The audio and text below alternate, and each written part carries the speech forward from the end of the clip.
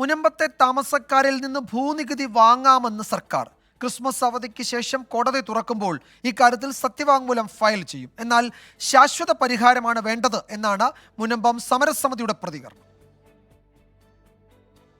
വഖഫ് രജിസ്റ്ററിൽ നിന്നും ഭൂമി മാറ്റാതെ ഭൂനികുതി സ്വീകരിക്കുന്നതിനാണ് നിലവിൽ അനുമതിയുള്ളത്. ഇതുമായി ബന്ധപ്പെട്ട കരട് അഡ്വക്കേറ്റ് ജനറൽ റവന്യൂ സെക്രട്ടറിക്ക് സമർപ്പിച്ചു.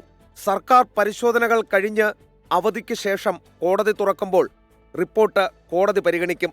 610 കുടുംബങ്ങളുടെയും നികുതി സ്വീകരിക്കാമെന്ന നിലപാടിലേക്കാണ് സർക്കാർ എത്തിയത്. എന്നാൽ ശാശ്വതമായ പരിഹാരമാണ് മുനമ്പത്ത് ആവശ്യമെന്ന് സമരസമിതി വ്യക്തമാക്കി. എല്ലാ റവന്യൂ അവകാശങ്ങളുമാണ് വേണ്ടത്. അപ്പോൾ നേരത്തെ ഉണ്ടായിരുന്ന റവന്യൂ അവകാശങ്ങളെല്ലാം പുനഃസ്ഥാപിക്കുക.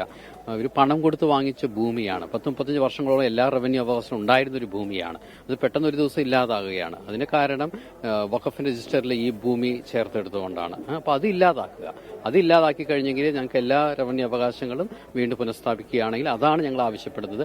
മുനമ്പത്ത് കരമടയ്ക്കാമെന്നത് സർക്കാരിന് നേരത്തെയുള്ള നിലപാടാണെന്നും ഉണ്ടായത് നിയമപരമായ കാലതാമസം മാത്രമെന്നും MV ഗോവിന്ദൻ പ്രതികരിച്ചു. നേരത്തെ തന്നെ കരമടക്കാം എന്ന് ഗവൺമെൻറ് സമ്മതിച്ചതാണ്.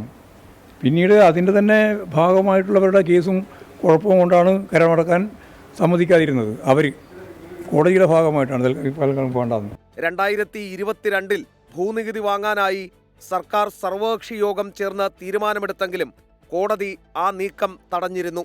മുഖ്യമന്ത്രിയുടെ സാന്നിധ്യത്തിൽ സമരക്കാരുമായി നടന്ന ചർച്ചയിലും ഉയർന്ന പ്രാഥമിക ആവശ്യം റവന്യൂ അവകാശം പുനഃസ്ഥാപിക്കുക എന്നതാണ്.